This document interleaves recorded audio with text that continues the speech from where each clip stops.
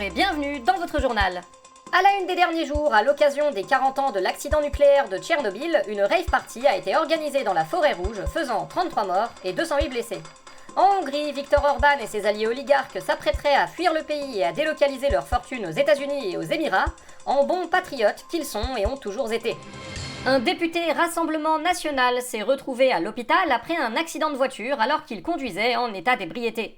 Marine Le Pen, bonjour. Bonjour. Marine Le Pen, vous qui étiez favorable à la démission du député LFI Andy Kerbat, j'imagine que vous demandez maintenant la démission de votre collègue. Pas du tout, je lui souhaite un prompt rétablissement et le groupe parlementaire du Rassemblement National l'accueillera à bras ouverts à son retour. Et de votre point de vue, ce n'est pas contradictoire. En fin de compte, l'alcoolisme ne vous pose aucun problème. Ben non, quitte à être addict aux stupéfiants, autant que ce soit des stupéfiants français, produits en France et issus d'un savoir-faire français. Notre cher collègue est donc resté parfaitement fidèle à ses valeurs. Ça, c'est bien vrai. Nouvelle tentative d'assassinat visant Donald Trump, le président des États-Unis, a dû être évacué après qu'une personne armée a tenté de s'infiltrer dans le gala où il se trouvait.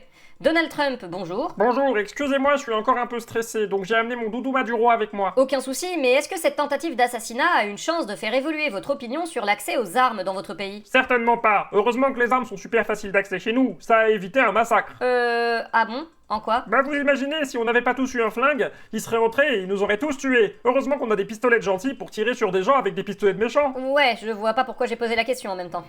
L'Union européenne a d'ailleurs réagi très tôt à cette situation en assurant le président Trump de son soutien. Ursula von der Leyen, bonjour.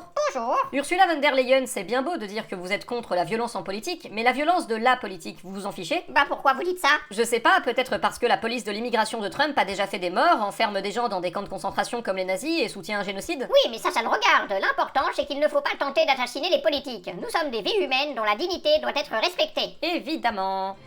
Face au scandale des EHPAD et notamment celui d'Orpea, le gouvernement a annoncé une solution radicale. Emmanuel Macron, bonjour. Salut les connards. Pareillement, vous pouvez nous détailler votre plan du coup? Oui, on va tous les renommer France Famille, pour que les personnes âgées puissent se sentir comme en famille. C'est un beau slogan, pas vrai? Et votre gouvernement, vous allez le renommer France Patrie? Hein? Ah ouais, pourquoi pas? Tout le monde aime bien la patrie. Oui, et puis comme ça, vous aurez France Travail, France Famille et France Patrie. Ok, donc les EHPAD, on va les renommer France Autonomie. C'est vachement mieux finalement, France Autonomie. Vachement mieux en effet.